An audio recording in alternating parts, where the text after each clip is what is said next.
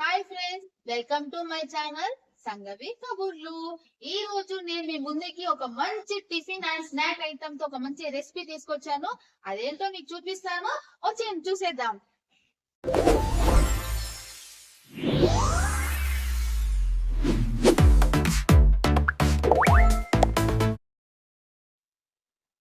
చూడండి, నేను ఆల్రెడీ నైటే దీన్ని 2 టైమ్స్ వాష్ చేసేసి నానబెట్టుకున్నాను.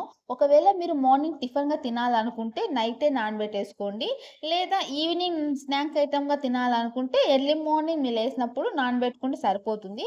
ఒక గ్లాస్ పెసరపప్పుకి 2 గ్లాస్ నీళ్ళు పోసుకుంటే సరిపోతుంది.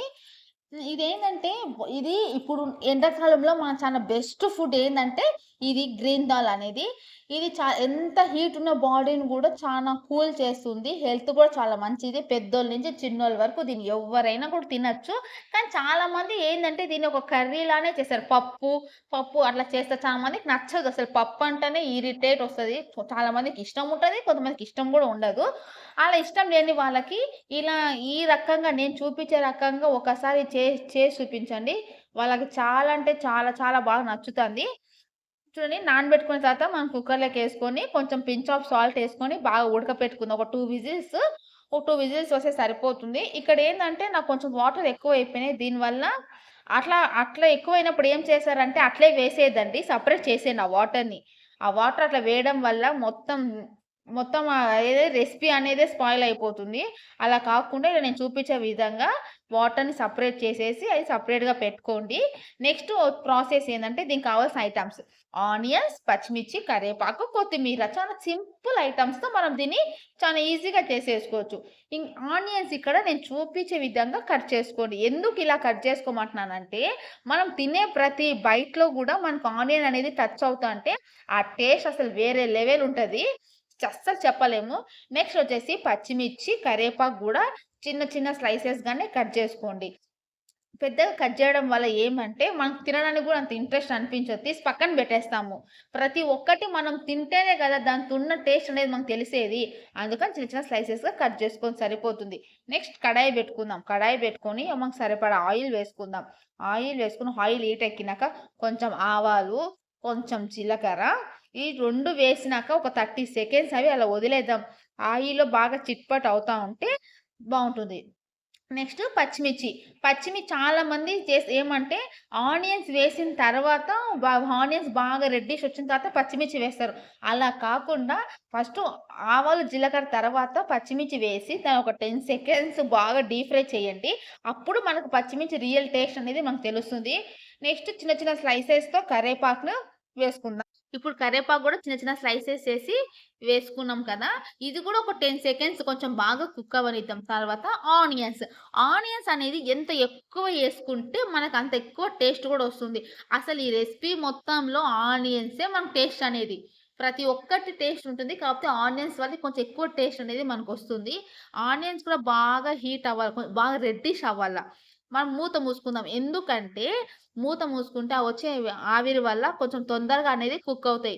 ఆల్రెడీ మనం ముందు సాల్ట్ వేసుకొని ఉడకపెట్టేటప్పుడు ఒకవేళ మీకు సరిపోతే మీరు స్కిప్ చేసేయండి ఇప్పుడు. ఒకవేళ మీకు అప్పుడు సరిపోలేదనుకుంటే కొంచెం సాల్ట్ ఏసుకొని మళ్ళొకసారి మొత్తం బాగా కలిపేసుకుందాము.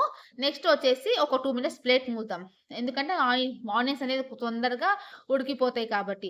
చూసారా ఎంత రెడ్డిష్‌గా వచ్చాయో ఆనియన్స్. ఇంత రెడ్డిష్ వచ్చిన తర్వాత నెక్స్ట్ మనం ఇంతకుముందు సెపరేట్ చేసి పెట్టుకున్నాం గదా! పెసరపప్పు.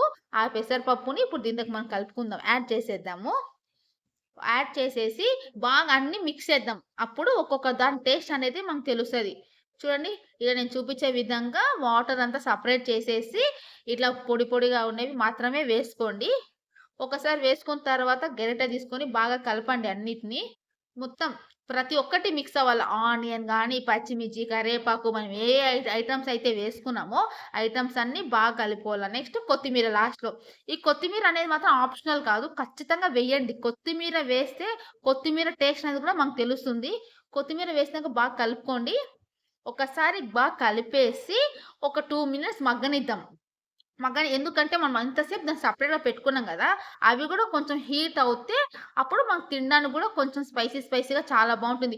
ఒక్కసారి మీ ఇంట్లో వాళ్ళకి నేను చూపించిన విధంగా ఈ రెసిపీని చేసి చూపించండి. ఖచ్చితంగా మీ ఇంట్లో మీ హస్బెండ్స్ గాని, మీ అత్తమామలు గాని ఎవ్వరైనా గాని ఖచ్చితంగా మిమ్మల్ని చూసి మెచ్చుకుంటారు.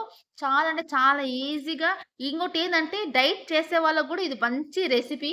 బాగా ఫుడ్‌ని గూడా బాగా కంట్రోల్ చేస్తుంది ఇది తినడం వల్ల. అంతే ఫ్రెండ్స్ సో ఇంకా. ఫ్రెండ్స్ ఇప్పుడు నేను చేసిన రెసిపీ చూసారు కదా! ఈ రెసిపీ ఖచ్చితంగా ట్రై చేయండి. మీకు నచ్చుతదని నేను అనుకుంటున్నాను. ఇది నా ఫస్ట్ వీడియో ఫ్రెండ్స్. ఒకవేళ ఈ వీడియోలో నేనేమైనా కొన్ని మిస్టేక్స్ ఉంటే కామెంట్స్ రూపంలో నాకు చెప్పండి. ఖచ్చితంగా నెక్స్ట్ వీడియోకైతే సెట్ చేసుకుంటాను. ఇది నా ఛానల్ కాదు మన ఛానల్ ఫ్రెండ్స్. మన ఛానల్‌లో ఇలాంటి వీడియోస్ ఇంకా ఎన్నెన్నో వస్తూ ఉంటాయి. హెల్తీ టిప్స్ గాని, ఫుడ్స్ గాని, చిన్న పిల్లలకి చేసే ఫుడ్ కూడా ఏ ఏజ్ పిల్లలకి ఎలాంటి ఫుడ్ పెట్టాలో కూడా నేను ఖచ్చితంగా మీ ముందుకు తీసుకొస్తాను. ఇది నా ఫస్ట్ వీడియో ఫ్రెండ్స్. ఎలాంటి మిస్టేక్స్ ఉంటే ఖచ్చితంగా నాకు కామెంట్ రూపంలో తెలపండి. నెక్స్ట్ వీడియో ఖచ్చితంగా సెర్చ్ చేసుకుంటాను.